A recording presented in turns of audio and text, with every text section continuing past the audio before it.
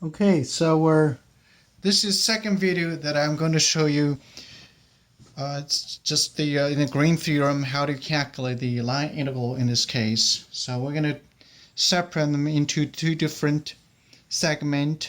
The integration could be from A, B, and I call this side is called a C, and this side is called a D. I hope you can see that. So this is what I'm going to show you, and this I call step number 4. So what you will expect is that this integral is going to from, for the line A, and then B, and then C, and all the way to D. So just to be sure that the direction matters, in other words, if I move this way versus that way, so they are different. So let's do one at a time. Let's look at the A. For the A, as you can see, just this side, everywhere here y equals 0. Did you see here? Everywhere y equals 0. So so then because inside of this integral, if the y equals 0, the first term's gone. The second term, because y doesn't change, it's also gone. So therefore, for the A, this entire integral is going to be 0. The only thing that is left over now is to have a B. Let's do the B. B part is just vertical line like this. So from 4 all the way to this point, whatever the value that is, I think this is 2, like that.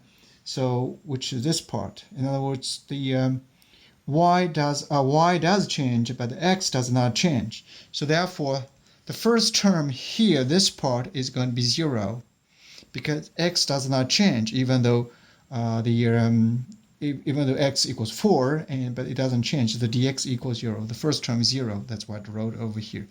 The thing that is changing is the y is changing. So in other words, the second term is non-zero. So let me write this down. Copy them down just to let you know what I'm doing here. And this is what I have. It's just the x squared dy. Because we know x squared is fixed at 4, so this will be 16.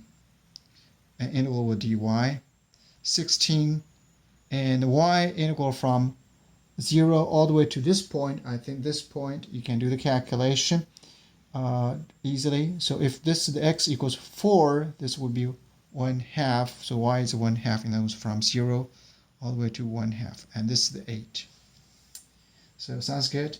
Now let's do the C, which this part, and this part is should be careful because none of these terms is going to be 0 now. So what I'm going to do, we'll do the first one at a time. X, y, dx. Copy this down, x, dy, like this. And I would do one at a time. I can replace either one by the other one. In other words, I can replace the y or x. Let me just change the y, so the y is already equal to that. So my dy just equals negative 1/2, and then that's that I'm going to have, and x negative 2/3, 3/2, and that will be dx. So I replace the y by x, and that's what I end up with. And I keep on going to right, so this will be x times y is 1 over square root x, so it just simply give me square root x. So I replaced the y already because y equals 1 over square root x, so this will be dx. So I keep on adding to this dy is equals negative 1/2 x to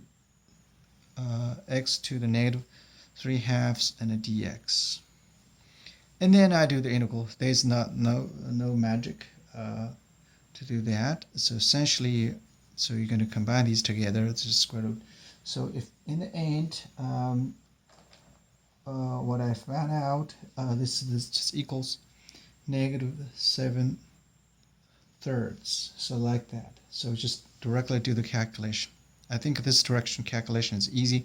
But one thing that you do need to make sure is that the lower limit, so when you do that, lower limit should be 4, because start with the 4 and all the way back to 1. So this is what you needed. So you'll get this number here. For the part B is 8. And for the line D is this line here. It's almost exactly the same like B. You see here the first term 0 again. So in other words 0. In the second terms, the x equals 1, so this will be dy. And so then what I have is y starting from here all the way back to here. At this point, y equals 1. So let's call it y equals 1 here, and this y equals 0. So in other words, you can start from 1 all the way to 0, and this gives you -1. Now, in the end, I need to add these three numbers up, 1, 2, 3, 3, these three numbers up.